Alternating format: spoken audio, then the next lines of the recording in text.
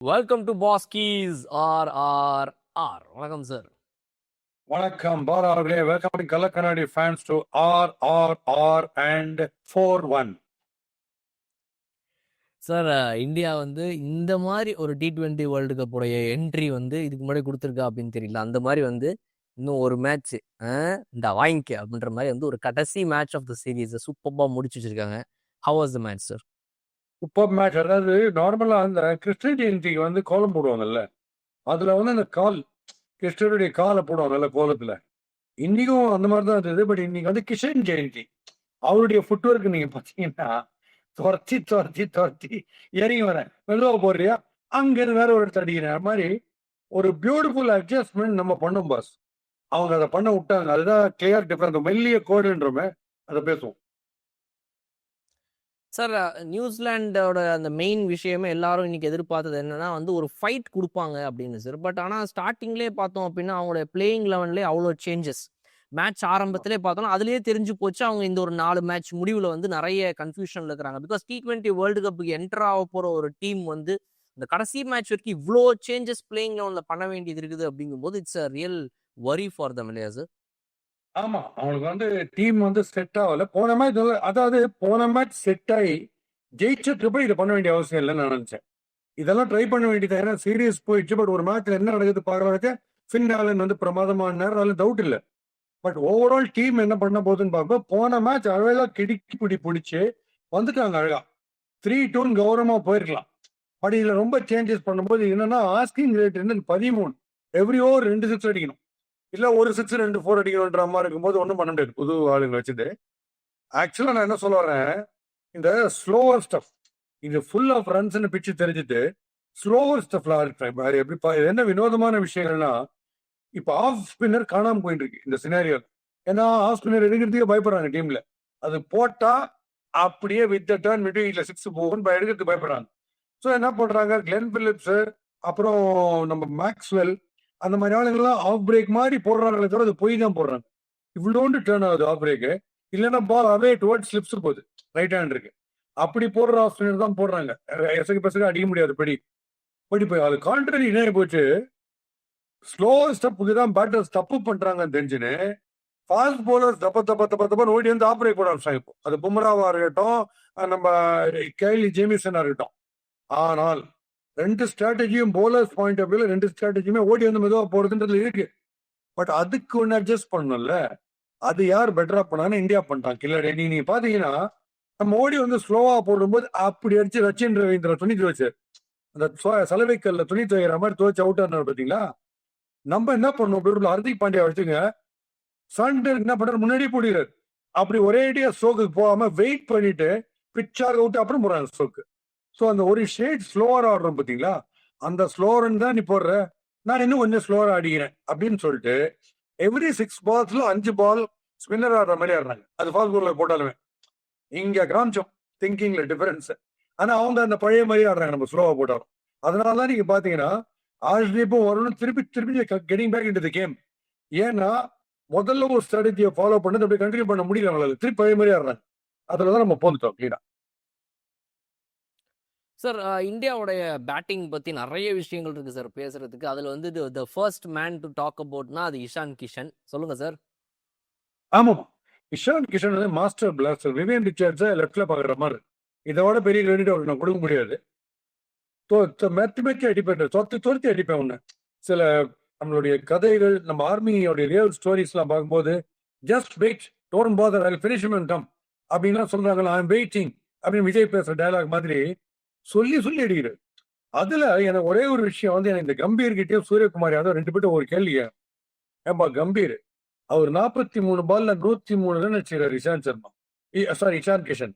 அப்போ கை, காலு, shoulder, hamstring, முட்டி, ஆங்கிளுக்கெல்லாம் என்ன வலிக்கும்.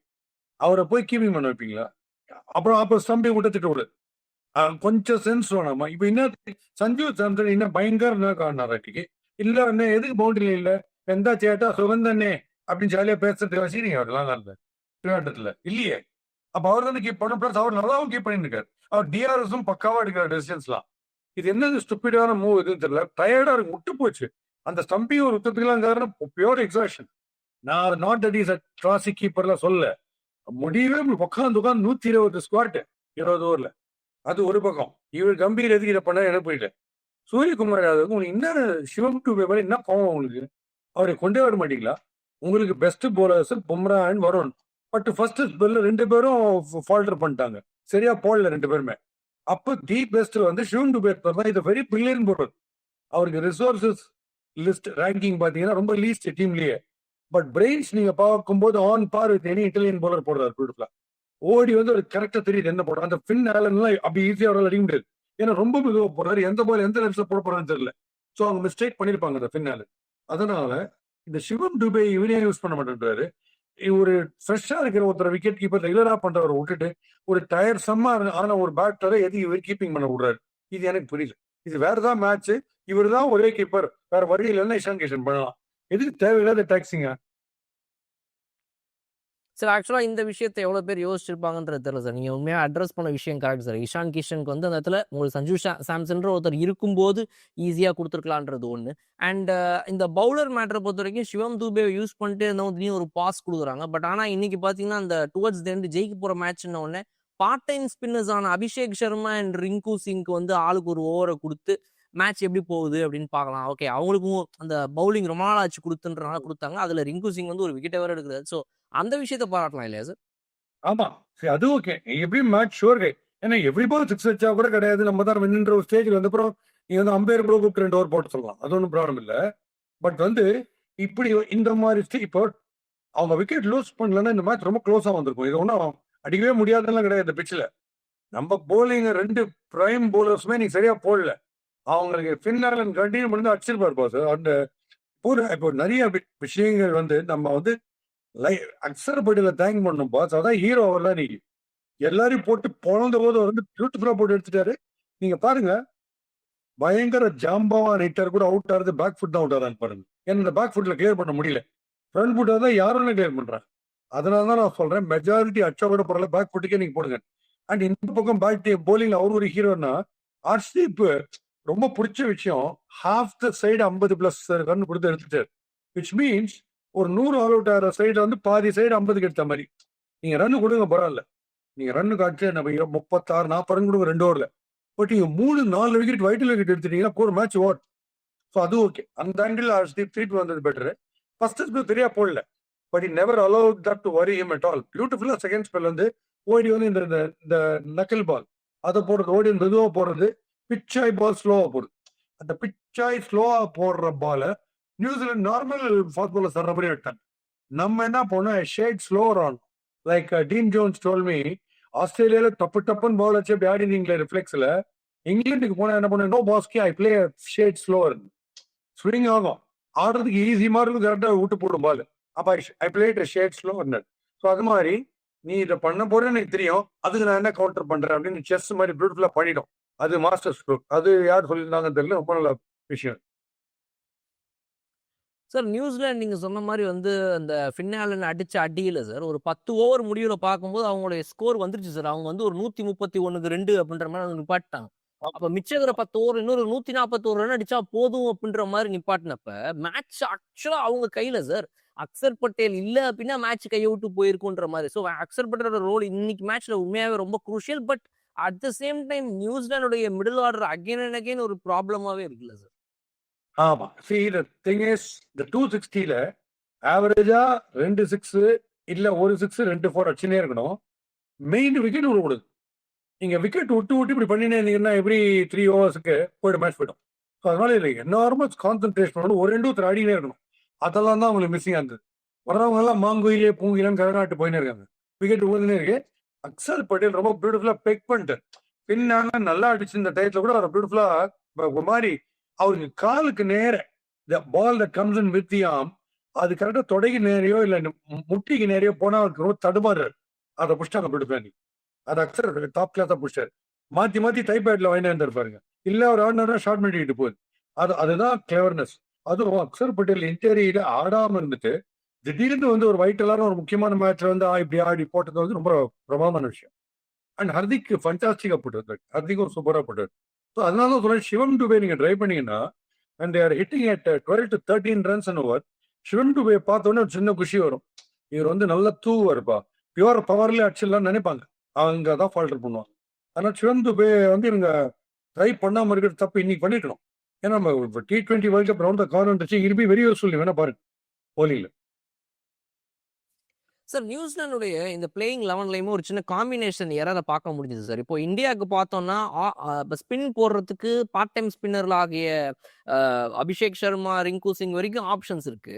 ஃபாஸ்ட் பவுலிங் பொறுத்த வரைக்கும் நமக்கு ஒரு பெரிய டீம் காம்பினேஷன்ல ஒரு பெரிய பிளஸ் என்ன அப்படின்னா, நம்ம ஏற்கனவே போன மேட்சஸ் உடைய ரிவ்யூல பேசியிருந்தோம்.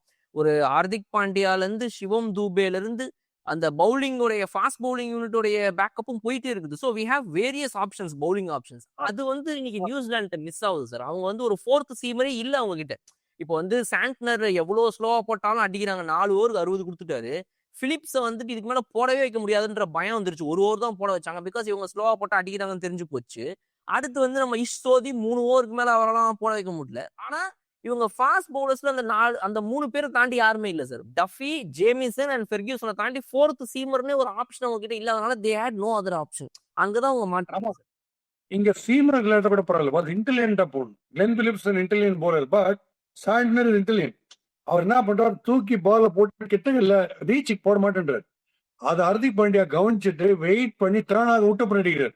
ஆனா சாண்ட்னர் என்ன பண்றாரு, சம்டைம்ஸ் இந்த ஏதோ ஒரு காமெடிலாம் சொல்லுவாங்க, ஆர்மியில இருக்கிற லீட் பண்ண வேண்டிய மேஜர் வந்து நீ போயிட்டு பின்னால வேண்டி பார்த்து மீதி பேர்லாம் காவ் வாங்குறதுக்கு பான் இந்த கேம் யூஸ் பண்றது மாதிரி இவர் ஏன் நிறுவுறாரு. சோதியை வந்து இஷான் கிஷன் 2வது வாட்டி சோதிக்கிறார். 29, 30 ரன் per over அடிக்கிறது சர்வசாதாரணம் அடிக்கிறார். அப்போ இஷான் கிஷன் சூரியகுமார் 2 பேர் பிளேசிங் அதாவது நெருப்புட்டா மாதிரி அடிச்சுக்கிறாங்க 2 பேரும். அந்த சமயத்துல இவர் லீட் எடுத்துன்னு போடுவானாமா, இவர் ஓடி சோதி குத்துன்னு அவர் off spin left off spin கையிலேயே ஓடி வந்து காலெல்லாம் போட்டு பயந்துருக்காரு. பாலுக்கு பால் எப்படி அடிப்பாங்கன்னு அவர் ஆஃப் பிரேக் கூட ஆரம்பிச்சாரு, லெக் பிரேக் அடிக்கிறாங்கன்னு சொல்லிட்டு. அதுவும் ஒரு லெப்ட் ஹேண்டர் ஆடும்போது இப்படி அழகா உள்ளுக்குள்ள வர லெக் பிரேக் போல யாராவது கண்டினியூஸா கொடுப்பாங்களா? அதுதான் சாண்டன் எனக்கு புரியவே இல்லை. சாண்டன் இன்டெலிஜென்டா போடுவார். இப்போ இவருக்கு போட்டாரு பாருங்க, சூரியகுமார் யாதவ் அவ்வளவு ஃபார்ம்ல இறங்கணும்னு அவர் மெதுவா வெளில போட்டார் பாத்தீங்களா, அந்த மூளை வந்து சத்தியமா சோதிக்க கிடையாது. அதனால இவர் எதுக்கு வந்து இவர் ஒழிஞ்சுன்னு இன்னொருத்தர் பண்ணி இவ்வளவு ரன்ஸ் கொடுக்குறாருன்னு எனக்கு புரியுது. சாண்டர் என்ன பெட்டரா பண்ணும். கமிங் டு சஞ்சு சாம்சன் கொஞ்சமான திங்கிங். உங்களுக்கு கிரவுட் சப்போர்ட்டுக்கு உங்க ஊர் நீங்க ஆடின முதல் ஸ்ட்ரோக்கு நீங்க என்ன பண்ணீங்க, அக்கராஸ் ஆடுங்க. திருப்பி சொல்றேன், இன்ஸ்டிங்டிவா ஃபிளிக் ஆடுறவங்க சூரியகுமார் யாதவ் பாருங்க, ஃபார்ம் இல்லைன்னா நடுவுல ஆரம்ப ஒரு நாக் அடிச்சோது நிறுத்திட்டார் ஸ்ட்ரெயிட்டா, அப்படி அக்கராஸ் போகாம. இவர் ஒரு அக்கராஸ் போனது ஸ்லிப்பை தாண்டி சீரின்னு ஒரு கேட்ச் போச்சு ஜெமிசன் பால்ல. இப்போ என்ன தெரியணும், பால் அவேயா போகுது, இது ஆட வேணான்ட்டு ஆஃப்ல நல்லா ஆடுவார். திருப்பி ஃபர்கூசன் பால் இப்படி ஆடு, அது திருப்பி இப்படி போச்சு கூகுளி பேட்டிங்ல. அதனால அந்த ஸ்ட்ரோக்கு ஏற்கனவே ஒரு அடி தப்பிச்சிட்டோம், ஒரு வார்னிங் வந்துச்சு. திருப்பி நான் அதே ஸ்ட்ரோக் ஆடுவேன். என்ன பின்னாடி நீங்களே குழி தோண்டிக்கிறீங்க, ஏற்கனவே அவங்களை காத்துன்னு இருக்காங்க டிராப் படுத்து. அந்த சமயத்துல நீங்களான ஒரு அழகா ஸ்கோப் கொடுக்குறீங்க. அது பண்ணக்கூடாதுன்ற காம ஆடினா ஒரு ஹோம் சப்போர்ட்டுக்கு நீங்க எப்படி எந்திருக்கு அவர் வச்சிருந்தாருனா இந்த சான்ஸ் போய் விடுறது. அவர் மீதி சான்ஸ் எல்லாம் விட்டுருங்க. இன்னைக்கு அவருக்கு ஒரு வார்னிங் வருது, அவே கோயிங் டெலிவரிஸ் போகுது, நம்ம அக்ராஸ் ஆடக்கூடாது. You can never play across. நீங்க பேட்டிங்ல கூகுளி இப்படி லெக் பிரேக் கட்டிங்கன்னா அந்த மாதிரி நேற்று சொன்னேன் அதிக பாயிண்ட் ஆகும். வித் த ஸ்பின் கவர்ஸ் மேல அடிக்கிறது ஈஸியர். நீங்க அக்ராஸ் ஆட போனீங்கன்னா கவர்ஸ் மேல போவோம், பாயிண்ட் மேல போகும். அதான் ஆச்சு சார். கிரீஸ்ல போய் ஸ்டக் ஆயிடுறாரு சார் சஞ்சு சாம்சன். அந்த பேக் ஃபுட் போடுமா ஃப்ரண்ட் ஃபுட் போடுமான்ற அந்த தயக்கத்துல 2 காலும் ஒரே இடத்துல நிக்குது சார் சஞ்சு சாம்சன். சில 2-3 டிஸ்மிசல்ஸ் கடந்த மேட்சஸ்ல அப்படிதான். இன்னைக்கு மேட்ச்மே அப்படிதான். ஃபர்ஸ்ட் ஃபுல் தூரம் பேக் ஃபுட் போயிட்டாரு. அதுக்கப்புறமா திடீர்னு பாத்தீங்கன்னா அது ஃப்ரண்ட் ஃபுட்ல ஆட பாக்குறாரு, அது எட்ஜ் ஆயிடுச்சு. ஸோ அந்த ஃபுட்வொர்க்ல ஒரு இஷ்யூ பார்க்க முடியுது. போன மேட்ச் போல்ட் வந்து ஜஸ்ட் சாதாரணமா பார்த்துனே இருந்து கரெக்டா வரும் பேட்டிங் உள்ள ஆர்னர்ல போல்ட் ஆனது இல்ல, டர்ன் ஐ பால் போல்ட் ஆனது இவர் சஞ்சு சாம்சன். இன்னைக்கு எப்படின்னா அவங்க சைடுல ஜேக்கப் ஒருத்தர் வந்து வருண் சக்கரவர்த்தி போல்ட் ஆனது பாத்தீங்களா, அவர் அவுட் ஆயிடுச்சுல, ஏய் நான் ரெடியாவே இல்லை ரூல் போட்டு அவன் அப்படின்ற மாதிரி பார்த்துனே இருந்து ஏதோ ஆன மாதிரி நல்ல போல்ட் அவுட். ஆனா ஒரு சின்ன நடிப்பு நடிச்சுட்டு பண்ணாரு. அந்த பால் பேட்டை தூக்கின்னு வருண் சக்கரவர்த்தி வேடிக்கை பார்த்துருக்க என்ன இதுன்ட்டு போல்ட் அவ்வளவுதான், போயிடுதும் இல்லை. அந்த கம்பெனி மாதிரி நீங்க சொல்ற மாதிரி சார் முக்கியமான விஷயம் நான் இன்னைக்கு உங்ககிட்ட கேட்கணும் சார். இதுதான் எப்படி விட்டான் பாருங்க, நல்ல வேலை இப்பதான் ஞாபகம் வருது. அபிஷேக் சர்மா சார், அபிஷேக் சர்மாவை கவர்ஸ்ல ஒரே ஒரு ஃபீல்டரை வச்சிருந்தா 2 தடவை அவுட் ஆகிருப்பாரு சார் இன்னைக்கு மேட்ச்ல. எடுத்த உடனே நீங்களும் மேட்சுக்கு மேட்ச் சொல்றீங்க. நான் சார் என்னுடைய நெட்வொர்க்கிங் ரொம்ப சின்னது, நான் ரொம்ப சின்ன பையன், உங்களுக்கு பத்தி தெரியும். எனக்கு மட்டும் ஒரு பெரிய நெட்வொர்க்கிங் பிசிசிஐ ரேஞ்சுக்குலாம் நான் இருந்தேன்னா சத்தியமா உங்களுக்கு ஃபோன் போட்டு குடுத்துருவேன் சார். சாரி, நியூசிலாந்து கிரிக்கெட்டுக்கு சொல்றேன். நியூசிலாந்து என்ன சார் Yeah. அந்த ஹவர்ஸ் நேரத்துல சொல்லி சொல்லி சிக்ஸ் அடிக்கிறார் சார். அங்க மட்டும் ஒரு எக்ஸ்ட்ரா கவர்ல ஒரு ஆள் இருந்தா அத்தனை கேட்ச் சார். ஆமா. இது அதாவது அவங்களுக்கு கோஆர்டினேஷன் வேணும். Deep extra cover, deep point. 4 சைடுல போட மாட்டேன், பின்னாடி ஆளே வேணா வச்சுங்க. அதை விட்டுட்டு deep point on the fence, deep extra cover on the fence வச்சுட்டு ஓடி வந்து நீங்க ஃபாஸ்டா போடக்கூடாது. அவர் இறங்கி வருவார் லெக் சைட்ல, ஓடி வந்து பிளாக் பண்ணணும் டெட்டா. டெட்டா போட்டீங்கன்னா எவ்வளவு அடிக்க முடியும்? ஏன்னா இவர் அவே ஃப்ரம் த பாடி போட்டுறீங்க. ஸோ ஹைட் கெயின் ஆகும், டிஸ்டன்ஸ் கெயின் ஆகாது. ஆனா ஃபாஸ்ட் போட்டீங்கன்னா தட்டினாலே போயிடும். எக்ஸ்ட்ரா கவர் மேல கொஞ்சம் போகும். But tall fielder Daryl Mitchell மாதிரி ஒருத்தர் வச்சீங்கன்னா பிடிக்கிறதுக்கான சான்ஸ் இருக்கு நிறைய வாட்டி. மெஜாரிட்டி ஆஃப் திஸ் டிஸ்மிசல்ஸ் நீங்க பாருங்க, Carter deep extra covers number 1 இருக்கும். நம்பர் 2 கார்டர் டீப் பாயிண்டா இருக்கும். அவங்க அந்த கோல் விடுறாங்க, அந்த விஷயத்த கோல் விடுறாங்க. ஓடி வந்து மெதுவாக போகணும். நம்ம இப்போ மாதிரி பர்கூசன் மாதிரி ஓடி வந்து தேங்காய் வச்சா ஃபினிஷ்ட், ஊர் அவுட்டர்ல கொடுப்பாங்க. சார் நம்ம ட்ரீம் பிளேயர்ஸ் பற்றி சொல்லியிருந்தீங்க சார். எல்லா பேட்டர்ஸுமே வந்து அந்த ஸ்லோ பால் வருதுன்றதை புரிஞ்சுக்கிட்டு அழகாக வந்து ஸ்லோவாக ஆடினாங்கன்னு. இது வந்து ரொம்ப நாள் கழிச்சு நம்மளுடைய பிளேயர்ஸ் இந்த மாதிரி ஒரு ஸ்லோவர் பிச்சில் அந்த பிச்சுக்கு இவ்வளோ அழகாக அடாப்ட் பண்ணி அதை புரிஞ்சு அவங்களுடைய பிளானை அழகாக எக்ஸிக்யூட் பண்ண மாதிரி இருந்துச்சு சார். கவுண்டர் அட்டாக் பண்ண மாதிரி இருந்துச்சு. But correct sir, but where New Zealand could have gone for a plan B நீங்க நினைக்கிறீங்க சார்? இப்போ அவங்க கிட்ட வந்துட்டு நான் சொன்ன மாதிரி 4th சீமர் கிடையாது, ஸ்லோ பவுலர்ஸ் தான் இருக்கிறாங்க. சாண்ட்னர் மாட்டிக்கிட்டாரு, இஷ்சோதி மாட்டிக்கிட்டாரு, ஃபாஸ்ட் பவுலர்ஸ் இந்த 3 பேர் தான் இருக்கிறாங்க. இப்போ இந்த இடத்துல என்ன பிளான் பி அவங்க பண்ணியிருந்திருக்க முடியும் sir New Zealand? No, Santner is a very intelligent bowler. சாண்ட்னரே இன்னைக்கு ஃபர்ஸ்ட் டைம் சூரியகுமார் யாதவ் இறங்கி அடிச்சார். அது கூட ஃபுல்லா கன்வின்சிங் அடிக்கல. சாண்ட்னர் ஒத்தராக தான் ட்ரபிள் பண்ணிருக்க முடியும். ஓகே, ஜேமிசன் பியூட்டிஃபுல்லா போடுறாரு, ஓடி வந்து மெதுவா போடுறது. பர்கூசன் இன்னைக்கு ஓரளவுக்கு நல்லா போட்டார். அந்த ஆர்டர்ல நான் சொல்றேன், 3 பேர் போட்ட ஆர்டர்ல. ஸோ இந்த எங்க கோட்டை விட்டாங்க தெரியுமா? சூரியகுமார் யாதவ், இஷாந்த் பிளேசிங்கா போகும்போது அங்க வந்து சாண்ட்னர் உள்ள வந்துடணும், தெல்லா வரணும், வந்து ஏதாவது ஒரு ஸ்டஃப். ஆனா சாண்ட்னருடைய போலிங்க வந்து இஷாந்த் எடுக்கிறது கஷ்டம். இஷாந்த் பிளேசிங் ஃபார்ம்ல இருக்கு. சூரியகுமார் யாதவ் நிறைய எடுத்துருவாரு. ஏன்னா சூரியகுமார் யாதவ் லெக் ஸ்பின் வந்து அக்ராஸ் ஆடி ஆடி பவுலருக்கும் லாங் ஆஃப் நடுவில் பால் லாப் ஆகி போயினே இருந்தது. அந்த மாதிரி ஆடுறவரை சாண்ட்னரால சொல்லி எடுக்க முடியும். அவரு அவுட் ஆஃப் த சீன், நான் இந்த சீன்ல எனக்கு வேலையே இல்லை அப்படின்னு ஃப்ரேம் அவுட் வெளில போட்டு, அதுதான் ரொம்ப காஸ்ட்லி ஆச்சுன்னு நான் நினைக்கிறேன். Santner should have taken the lead. அப்புறம் நான் 2 ஓவர் போடுறேன், அதுக்கப்புறம் சோதி வைக்கணும் அப்படின்னு பண்றேன்னு தவிர கரெக்டா 2 பேர் காட்டடி அடிச்சிருக்காங்க. அங்க போய் சோதியை கொடுத்து அந்த ஒரு 30 over 30 run last time Dube அடிச்சார் பார்த்தீங்களா, அந்த மாதிரி ஒரு 30 வந்து அப்படியே மாத்திரும் மேட்ச் கம்ப்ளீட்டா. ஆஸ்கிங் ரேட்ல கண்ணா பண்ணான்னு குறைஞ்சி கரண்ட் ரன் ரேட் கண்ணாமன் மேல போட அந்த ஒரு 30 கொடுத்தா. அது இந்த சோதியுடைய over. Sir, clear difference between 2 teams அப்படின்னு பார்த்தோம்னா, அவங்களுடைய அந்த ஸ்பின் அவங்க போட்ட 8 ஓவரில் வந்து ஒரு 118 ரன்ஸ் கிட்ட கொடுத்துருக்காங்க. அதே நம்மளுடைய இந்த ஸ்பின் சைடு பார்த்தோம் அப்படின்னா வந்துட்டு அக்சர் பட்டேல் அண்ட் வருண் சக்கரவர்த்தி இவங்க 2 பேரும் போட்ட அந்த 8 ஓவர்ஸ் வந்து ஜஸ்ட் ஒரு 69 ரன்ஸ் தான் கொடுத்துருக்காங்க. அப்படியே டபுளா கொடுத்துருக்காங்க அவங்க ஆல்மோஸ்ட். ஸோ இதுதான் கிளியர் டிஃபரன்ஸ் தெரியுது சார். என்ன டிஃபரன்ஸ் வந்து லைன் அண்ட் லென்த்ல அடி வாங்கினதுக்கு அப்புறமா வருண் சக்கரவர்த்தி அண்ட் அக்சர் பட்டேல் கரெக்டா போட்டு நீங்க எடுத்தாங்கன்னு அக்சர் பட்டேலோட பேக் ஆஃப் த லென்த் சொன்னீங்க, வருண் சக்கரவர்த்தி பத்தி சொல்லுங்க. நம்ம ஒரு பிளஸ் இருக்கு. பிகாஸ் அவரோட கான்ஸ்டன்ட் டென்ஷன், எவ்ரி ஓவர் 2 6 அடிக்கணும்ன்ற ஒரு டென்ஷன் இருந்துட்டு இருக்குல்ல, அந்த டென்ஷன் நமக்கு கிடையாது. ஸோ அவங்க நல்ல பால் போட கூட நம்ம ஈஸியாக ஆடிடலாம், ஏதாவது பண்ணிடலாம் தத்துக்காப்புக்கு. ஆனா அவங்க ஒரு மிஸ்டேக் பண்ணா டார்கெட்ல இருந்து அவையா போயினே இருக்காங்க. வின்னு தள்ளி தள்ளி போகுது. அவங்க டார்கெட்டை சேஸ் பண்ணும்போது டார்கெட் ப்ரெஷர் இருக்கும்போது நீங்க உங்களுக்கு ஆஸ் அ போலர் திரும்பி ஃபார்ம் வர்றது ஈஸி. ஏன்னா அந்த ப்ரெஷர் நின்று இருக்கும்.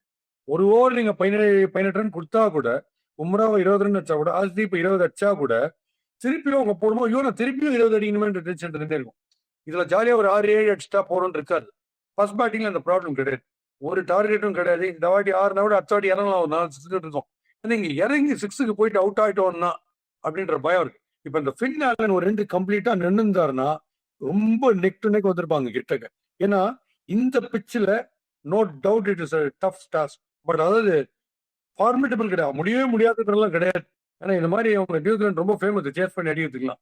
அவங்க பண்ணியிருக்கலாம். பட் அவங்க விக்கெட்ஸ் ரெகுலரா 2 overs போயிட்டு இந்த அஸ்லீப்போட செகண்ட் ஸ்பெல்லும் அக்சருடைய ஃபர்ஸ்ட் ஸ்பெல் அதுதான் 2 A டு த பி மாதிரி A டு த A 2 பேர் பூந்துட்டாங்க. அக்சர் போட்ட முதல் ஸ்பெல் அந்த பர்டிகுலர் சிச்சுவேஷன்ல தி பெஸ்ட் ஸ்பெல். அது வந்து அதுதான் ஃபர்ஸ்ட் வின்னிங்கான முதல் டிக் மாதிரி. அதுதான் ஆர்ஷ்தீப் 2வது வந்த உடனே மெதுவா வைடெல்லாம் போட ஆரம்பிச்சு என்னமோ பிளேடாலாம் ஆகி போல்டெல்லாம் இருந்தாங்க. ரொம்ப கரகாட ஆரம்பிச்சிட்டாங்க. ஏன்னா ரொம்ப நீங்க வந்து 18, 20 ரன் அடிக்கணும். 4 4 இல்ல 5 4 இல்ல 2 6 ஒரு 4 அடிக்கணும்ன்றச்சே உங்களுக்கு கரெக்டாலாம் மாட்டே பண்ண நிறைய தப்பு பண்ணுவீங்க. அந்த ஓடி வந்து மிருதுவா வர போடும். அந்த அதுல மாட்டிக்கிறாங்க.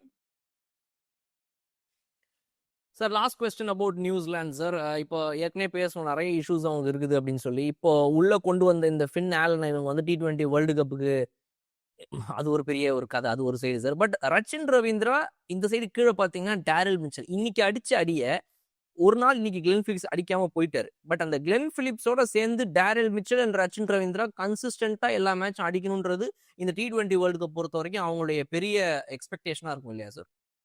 ஆமா, ஆமா. நீங்க ரச்சின் ரவீந்திரா கரெக்டா 20 ரன் அடிக்கிறா, அந்த 20க்கும் நிறைய பால் கன்சியூம் பண்றாரு. அவருக்கு தடன்னு ஓடி வந்து இந்த உம்ரான் மாலிக் மாதிரி இல்ல துள்ளி கூட நம்ம அந்த மூளை யூஸ் பண்ணிலாம் ஒன்றும் போட வேண்டிய அவசியமே கிடையாதுன்னு போடுறவங்க வந்து அடிச்சுடுவார். ஆனா மூவ் ஆறுது ஆர்சிப் மாதிரி மூவ் ஆறுது இல்ல ஓடி வந்து ஸ்லோவா போறதா இருந்தா இவங்க நாண்டா இருப்பாருங்க ஸ்டுப்பிடா அந்த பால் நின்று வெளில போயிட்டு இருக்கு.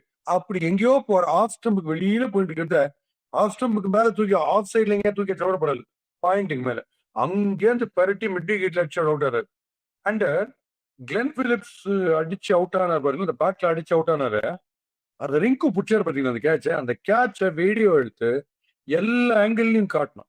இன்னைக்கு இருக்கிற யங்ஸ்டர்ஸ் ஒரு ஹை கேட்சர் வந்து இந்த மாதிரி சுச்சுவேஷன்ல வரும்போது என்ன அழகா உடம்ப பொசிஷன் பண்ணிக்கணும், ஈஸியா ஃபோக்கஸ் எப்படி ஃபுல் ஃபோக்கஸ் பால் மேல இருக்கணும், பிடிக்கும் போது எவ்வளவு ஈஸியா செஸ்ட் ஹைட் பிடிக்கணும். இதுக்கு கிளியர் டெமோ வந்து அந்த catch. And Rinku top class fielder அந்த பர்டிகுலர் கேட்சை பார்த்தாங்கன்னா அவங்களுக்கு தெரியும் எப்படி பிடிக்கணும் அந்த கேட்ச். ரொம்ப செம்ம ஹைட் போச்சு, ஸ்டீப்லிங் ஸ்கையர் அதை ரொம்ப நேரம் பிடிச்சது. சார் அந்த ஃபின்னாலன் பத்தி சொன்னேன்ல சார், அதாவது இவங்க ஏன் ஒன்றும் புரியல அப்படின்னு சொன்னேன். அதுக்கு என்ன காரணம்னா சார், இந்த டெவான் கான்வேன்றவர் வந்து ஓடிஐ ஃபார்மெட்டுக்கு super player sir. But T20 திரும்ப திரும்ப அவங்க வந்துட்டு டெவான் கான்வேவை ட்ரை பண்ணுறதுக்கு பதிலாக இன்னைக்கு ஒரு மேட்ச் இவ்வளோ சூப்பராக அடிச்சிருக்காரு. எனக்கு தெரிஞ்சு T20 வேர்ல்டு கப்பில் அவங்க ஃபின்னாலனே விளாடுறது பெட்டர் ஆப்ஷன் நினைக்கிறேன் சார். பிகாஸ் ஆஃப்டர் 2024 அவங்க வந்துட்டு 2024 வரைக்கும் ஃபின்னாலன் நல்லா விளாட்டு இருந்தார். 2025ல 2026 இப்போ வரைக்கும் பார்த்தீங்கன்னா திடீர்னு இந்த ஒரு 1.5 வருஷமா வந்து ஒரு வருஷமா இவங்க கான்வேவை நிறைய ஆப்ஷன் கொடுத்துருக்காங்க சார். ஃபின்னாலன் ரெஸ்ட் பண்ணிட்டே இருக்காங்க. பட் தே ஷுட் பிளே ஃபின்னாலன் இல்லையா sir, the way he played today. ஆமா. ஃபின்னாலன் வந்து இந்த கிளாசன் அப்புறம் கிளென் பிலிப்ஸ் அந்த டைப்ல அடிக்கிறார். Able to decide very quickly. அவரு யோசிக்கிறார், நீங்க பேக் ஃபுட் தானே போட போறீங்க, நான் பேக் ஃபுட் போற சமயத்துக்கே பேக் லிஃப்ட் பெயில்ஸுக்கு மேல போயிடும், அந்த பால் கிளைம் ஆகிற சமயத்தை எப்படி அடிச்சிடுறேன். So using the minimum time to spot the ball and to clear it. அது ரொம்ப பியூட்டிஃபுல்லா பண்றாரு. அவர் ரொம்ப பிரைட் ப்ராஸ்பெக்டா இருப்பார். நீங்க சொல்ல கரெக்ட். பின்னால வந்து வின் ஆளுனா இருப்பார். ஆலின் ஆல் மாதிரி ஆலன் ஆல் அவர் வந்து உள்ள செம்மையா இந்த மாதிரி இவர் ஆடி இருந்தார்னா நம்ம Devon Conway please Conway you're not பிளேயிங்ன்றவங்க டெவான் கான்வே கிட்ட. அது மாதிரி ஏன்னா அவர் அபிஷேக் சர்மாக்கு அவங்க பண்ண தவறுறத நம்ம கரெக்டா பண்ணிருக்கோம். டெவான் கான்வே வந்து ஓடி வந்து வெளியில அவுட் ஸ்லோவா போடுறோம், அப்படி லா பாய் அது அவுட் ஆடுத்து அது கரெக்டா நம்ம பண்றோம். அது ஹர்ஷித் ராணா மாதிரி போடுறதுலாம் கரெக்டா இருக்குது. So last question for the video sir.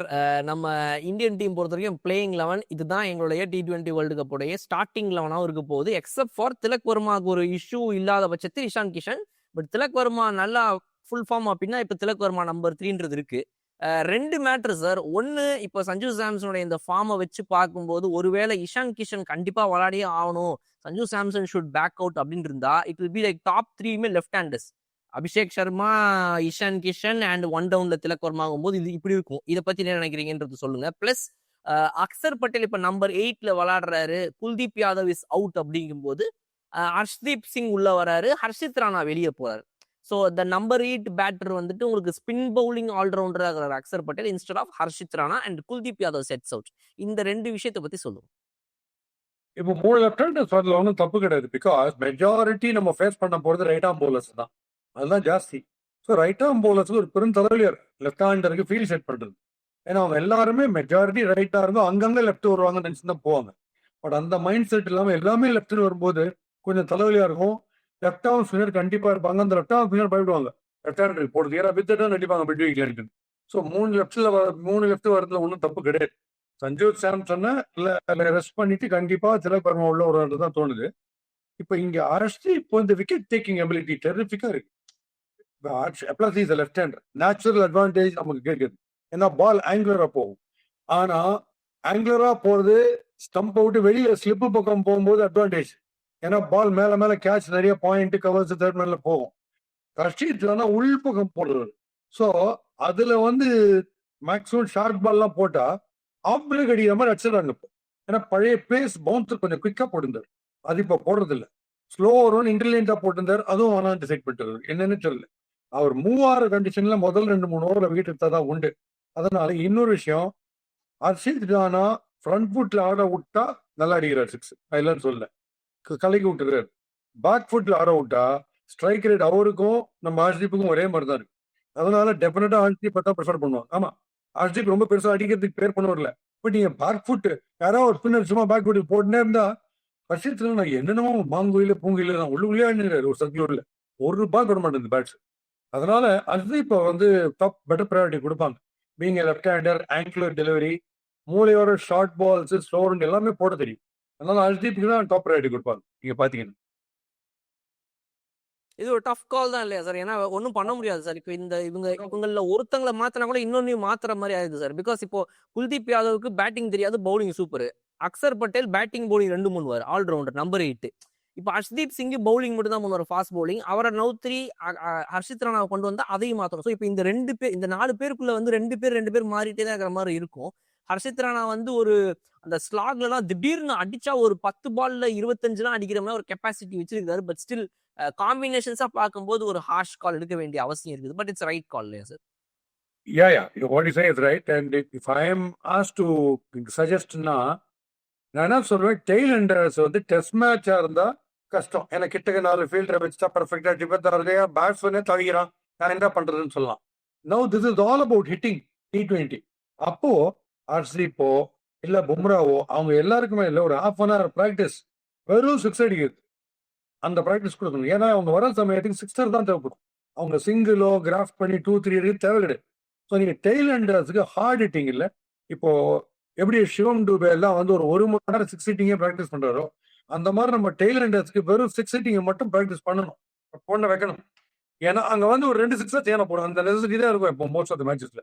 So அவங்கள அந்த மேட்ச் சிமுலேஷன் மாதிரி last over 24 to win, heirship நீயும் பும்ராவும் தான் ஆடுறீங்க, என்ன பண்ணுவீங்க அப்படின்ற மாதிரி மேட்ச் சிமுலேஷன்ல நீங்க ஆட வச்சீங்கன்னா அந்த 6 பால்ல அவங்க எவ்வளவு அடிக்கிறாங்க. முதல்ல ஒரு ஓவர் ஒரு டெஸ்ட், ஒரு 15 மினிட்ஸ் கழிச்சு இன்னொரு அப்படி போட்டு ஒரு 6 தடவை ட்ரையல் பண்ணீங்கன்னா 5வது 6வது ட்ரையல் அவங்க பண்ணும்போது நீங்க பாத்தீங்கன்னா 2-3 சிக்ஸ் அடிப்பாங்க கண்டிப்பா. ஏன்னா மைண்ட் குரூவில் வந்துடும் மைண்ட். ஸோ இதெல்லாம் அவங்க பண்ணணும் டெஃபினட்டா. ஏன்னா தேவைப்படும். ஷூர், நீ சொல்ற மாதிரி ஓகே. Super observation sir. ஆனா சிங்கிள்ஸ் டபுள்ஸ் ஆடுறது சொல்லி கொடுத்து அவங்கள்ட்ட ஒரு பிரயோஜனமும் இல்லை. அவங்க கடைசி நிமிஷத்துல வராங்க, ஆட போறதே 3 பால் 4 பால் தான். அப்போ 3-4 பாலுமே அவங்க 6 தான் அடிக்கணுமே தவிர அவங்க சிங்கிள் டபுள் அடிக்கிறதுல ஒரு யூஸும் இல்லை. Well set sir, well set. Correct, right sir. Super sir. T20 world cup வரப்போகுது. மக்கள் எல்லாருமே ஆர்வமா வேர்ல்டு கப் காத்துட்டு இருக்காங்க. நீங்க சொல்றதையும் பாக்குறதுக்கு காத்துட்டு இருக்காங்க. Already there are always like எங்க போனாலும் சார் சொல்றது சூப்பர், சாரோட பாயிண்ட்ஸ் அமேசிங், ஆசம்ன்றாங்க. Waiting to listen to you during world cup sir. ஒரு பெரிய விஷயம் வேர்ல்ட் கப்ன்றது. டெஃபினெட்லி வந்து 3 வேன் ட்ரம்ங்கிறது 4 வின் ட்ரம் ஆகி போச்சு. 4 வின் பண்ணி பேஸ் பண்ணிட்டோம் சூப்பரா. ஆனா இந்த சின்ன சின்ன விஷயங்கள், இந்த ஃபீல்டிங் இம்ப்ரூவ் பண்ணிட்டோம். பியூட்டிஃபுல்லா முதல்ல பேட் ஆஃப் பண்ணிருந்தா இப்போ இம்ப்ரூவ் பண்ணிட்டோம். இன்னைக்கு கூட அபிஷேக் ஒரு கேட்ச் விட்டார். அந்த மாதிரிலாம் கேட்ச் விடக்கூடாது. அதெல்லாம் நான்சென்ஸ், அதெல்லாம் அந்த கேட்ச் விடக்கூடாது.